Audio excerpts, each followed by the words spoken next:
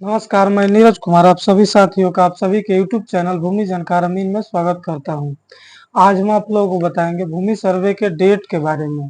आप सभी जान रहे हैं कि पहले अगस्त से स्टार्ट हुआ है, अगस्त 2024 से हम लोगों का सर्वे, और उसको धीरे धीरे बढ़ाकर 15 दिन किया गया, फिर 1 महीना के लिए बढ़ाया गया, फिर उसके बाद सीधा मार्च तक के लिए किया गया, 31 मार्च तक।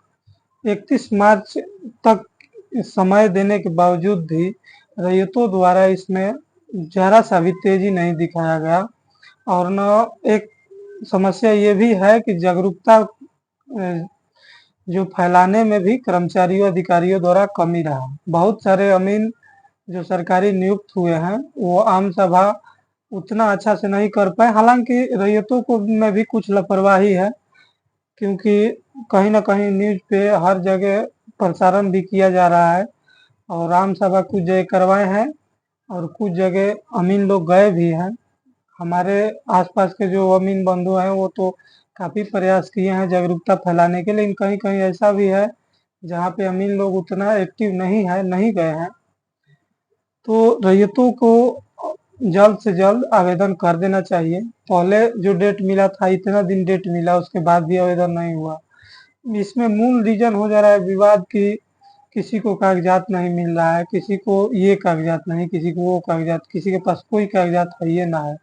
तो सरकार द्वारा ये भी मंत्री जी द्वारा कहा गया है कि जो आपके पास कागज़ात है, रसीद हो, खतियान हो, डीड हो, या कोई नहीं है फिर भी आवेदन कीजिए।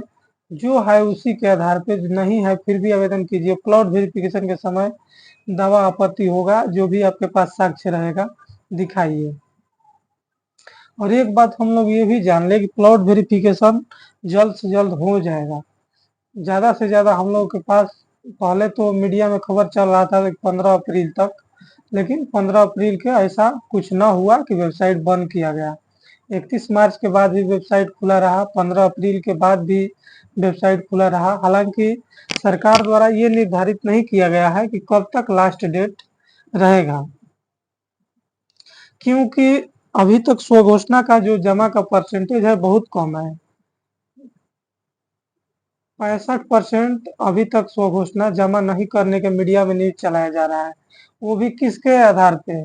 जमाबंदी के आधार पे। तो जमाबंदी के आधार पे जो पुराने जमाबंदी रैयत हैं, एक जमाबंदी में आज के डेट में मान लीजिए किसी के पूर्वजों के नाम पे जमाबंदी है, तो उसके परिवार में 20 वो लोग अब हुए हैं, 20 का स्वघोषणा जाना चाहिए।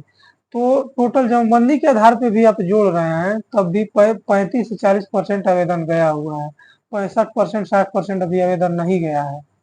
इसका सीधा सीधा मतलब है कि अभी 10-15% आवेदन गया है, 80% के आसपास आवेदन नहीं गया। ओरिजिनली रूप से देखा जाए, मान लीजिए आप तो जमाबंदी से जोड़ रहे हैं कि कुल एक मौजा में 1000 जमाबंदी रैयत है, लेकिन वो 1000 जो जमाबंदियां है उसमें नया जमाबंदी जो क्रिएट हुआ होगा खरीद बिक्री वाला 200 हुआ होगा, मान लीजिए 20%। बाकी जो 80% जमाबंदी है वो मृत रैयत के नाम से है, मैक्सिमम बिहार में। मृत रैयत के वंशज जब आवेदन मारेंगे तो वो एक मृत रैयत के 10-10 गो वंशज हैं, और 10 अपना अपना आवेदन मारेंगे, तो जमाबंदी से 10 गुना 8 गुना 5 गुना जाएगा। तो इसलिए बहुत कम परसेंटेज में अभी आवेदन गिरा हुआ है। तो हम लोग ये नहीं कह सकते हैं कि आवेदन 40% चला गया है। हालांकि लोगों द्वारा जल्द से जल्द स्वघोषणा देना चाहिए, क्योंकि प्लॉट वेरिफिकेशन जल्द से जल्द स्टार्ट होगा। हमको जहां तक उम्मीद हो रहा है कि मई जून तक, जुलाई के कुछ समय तक प्लॉट वेरिफिकेशन हो जाना चाहिए, क्योंकि अगर इस समय नहीं होगा तो फिर बरसात होने लगेगा। बरसात में प्लॉट वेरिफिकेशन संभव है नहीं, फिर फसल लग जाएगा। हालांकि फिर अक्टूबर के आसपास, नवंबर दिसंबर तक इस समय खाली रहता है कुछ एरिया, लेकिन जो इस समय का प्लॉट वेरिफिकेशन होगा वो काफी इजीली होगा। पूरा एरिया खाली रहेगा, गेहूं वगैरह का जो भी फसल होता है वो कट जाता है, तो इसमें बहुत आसान होगा। हालांकि इस बार जो सर्वे होगा ईटीएस से होगा, तो उसमें फसल से कोई ज्यादा ही नहीं है, फिर भी आसान रहेगी। अगर खाली प्लॉट रहेगा तो ईटीएस वगैरह से भी सर्वे करने में या प्लॉट वेरिफिकेशन में, हर चीज जांच पड़ताल वगैरह वगैरह करने में किसी का कोई नुकसान वगैरह नहीं होगा। तो सरकार, हमको जहां तक उम्मीद है मई जून तक करा लेगी और मई तक सभी लोगों को स्वघोषणा जल्द से जल्द जमा कर देना चाहिए।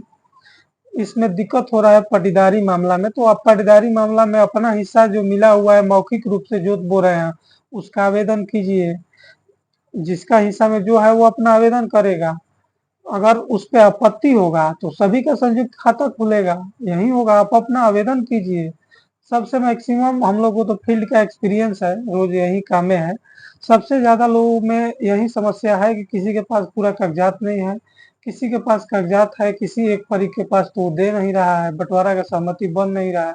कोई बात नहीं, आप अपने हिस्से का आवेदन कीजिए और सहमति बनेगा तो सभी का संयुक्त खाता सभी के नाम पे खुलेगा। अभी जो प्लॉट है जो जो अपने दखल में भरिए, प्लॉट वेरिफिकेशन के समय भी कागजात सब ले जाकर दे सकते हैं।